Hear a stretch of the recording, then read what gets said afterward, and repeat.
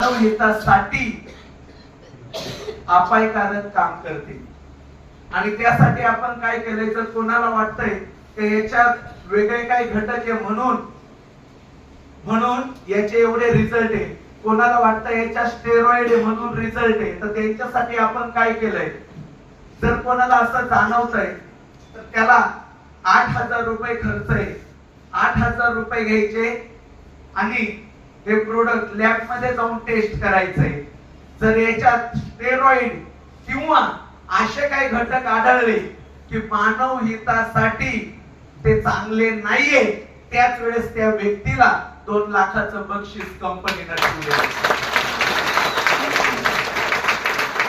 कारण मित्रांनो, रियाज सगळं करेल पण कधी पैशासाठी कोणत्या मानव जातीसाठी रियाज खेळणार नाही यार, हे वादा राहिलं।